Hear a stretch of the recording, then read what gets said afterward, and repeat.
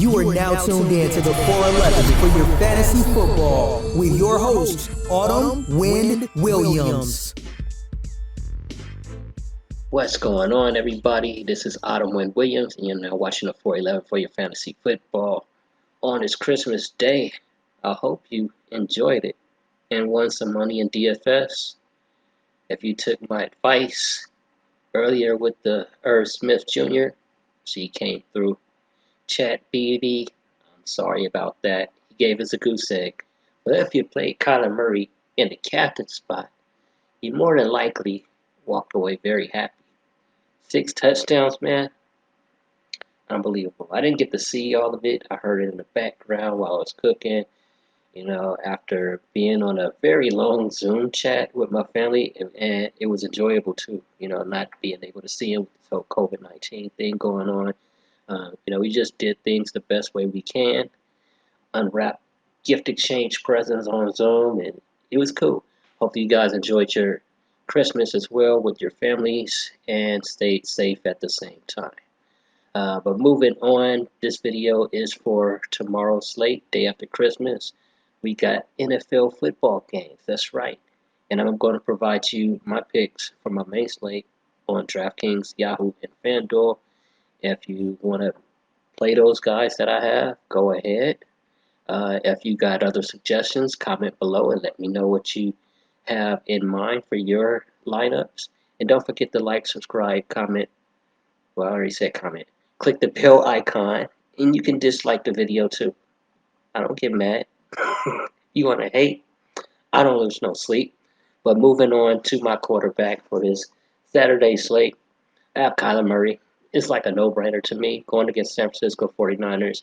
Richard Sherman's out. Jimmy Ward's out. They got Deebo Samuel out.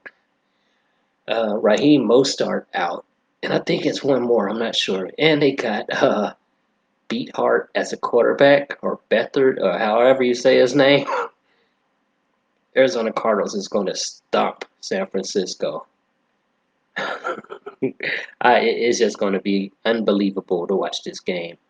How bad Arizona Cardinals. Well, let me slow my roll, because I thought the same thing was going to happen with LA Rams and the New York Jets. And what we find out last week, anything can happen, man. You got those outlier games, those trap games is what we call them. And this can definitely be a trap game. And somehow the 49ers take over and win. But I doubt that. I'm going to be playing a lot of Arizona Cardinals. And like I said, started off with Kyler Murray as my quarterback. You know, like I said, it's no-brainer. He completed 75% of his passes, got 406 yards, 3 touchdowns. He did throw 1 interception. He also ran the ball 8 times for 29 yards, and on foot, he got a touchdown himself. So that's who I'm definitely going to have at my quarterback. And moving on to running back, got to go with Leonard Fournette. I hate to say it. Last week, it was like he was the equivalent to LeGarrette Blount, Frank Gore at the goal line, get the couple touchdowns, and it's considered a good day because he got you double-digit fantasy points. That's how he rolls these days, I guess. But it's not going to be any Ronald Jones. He's not only out with a finger, he's on a COVID protocol, and likely if he passed the COVID protocol before tomorrow's slate, he still can't play because of that finger. So Fournette's going to be their guy for the Tampa Bay Bucks, going against the Detroit Lions, who's horrible at the run. So it only makes sense to play Fournette. And like I said, Lions is horrible at the run. He might go out there and get 100 yards unexpectedly. So that's who I have at running back. Very simple to pick that one. Now moving on to wide receiver, I'm definitely going to have to stack DeAndre Hopkins with Kyler Murray. It just go hand in hand against a beat down, bad 49er defense this week. Hopkins, he caught, 9 out of his 11 targets last week for 169 yards. He got a touchdown. I wouldn't be surprised if he go out there and get 2 or 3 tomorrow. So I'm really feeling good about this Arizona Cardinals team against the 49ers. But moving on to tight end, I'm going to have to do my bring back. I know a lot of people are kind of going against the bringbacks and the game stacks because they're seeing millie maker winners lately win without having anybody bring it back on a opposing team. But I just feel like the majority of my lineup has to tell a story. I have to have a specific reason why I'm picking these players. Okay, what happened right here? WTF? And that's not a new radio station. What the fuck? um, I was saying, I have to have a reason why I'm picking these players in my lineup, and I don't know. The video shut off. Okay, anyway, we're back on. What I was saying is, I definitely like to play. Definitely like to tell a story while I'm playing these players in my lineups. Because if I'm just picking this guy, that guy, and it has no correlation, no meaning to it, it really doesn't make any sense. So that's the reason why I feel like it's important to have some kind of storyline direct to your lineup. You're the director, and the movie is on the field. It's going to play the way that you put it together. So that's what I try to do with my lineups. And like I was saying, stacking George Kittle as a bring back against Kyler Murray and DeAndre Hopkins, it only makes sense. He's coming off an injury reserve right now. Everybody see that IR tag, so it's going to be less people picking him unless they actually researching and realizing that he's getting taken off the IR to play tomorrow. And right now, while Christmas is going on, people are focusing more on the gifts and not really checking on their lineups. They're playing a PS5 that they just got today.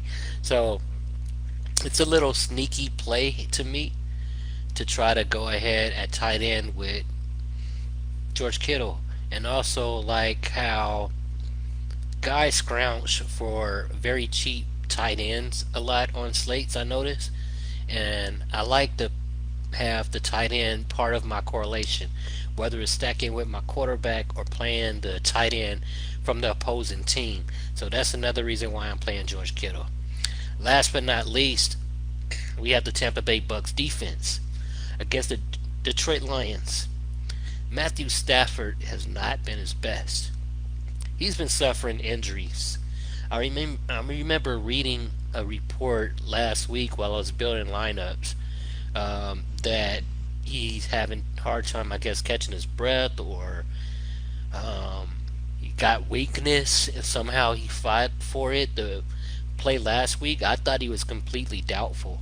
And it's like he's just trying to ride it out to the end of the season and get whatever surgeries he needs to get any healing that he needs to get, whether it's going to be acupuncture or I don't know.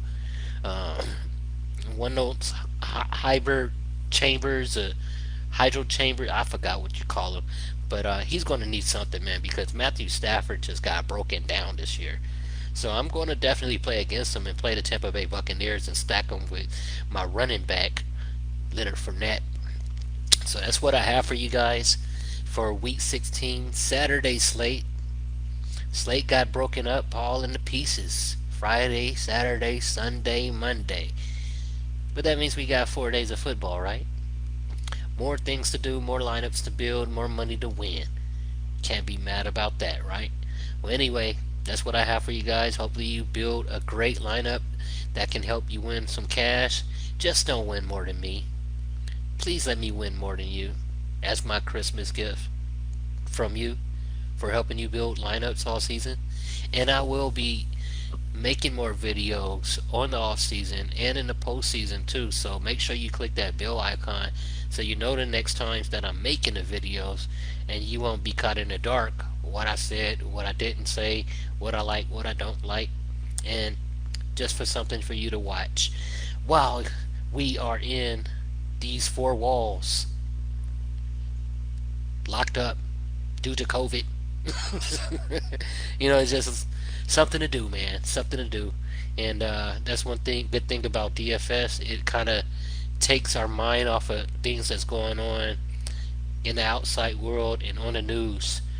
But it seems like no matter what we do, it's still right in front of our face. Our players are being affected by it too, that we're trying to put in our lineups.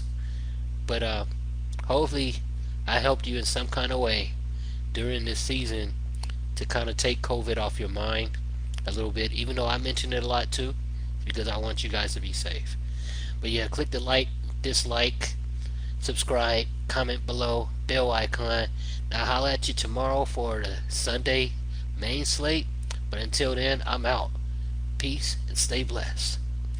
Thank you for listening to this episode of the 411 Podcast. Now get ready to make that money.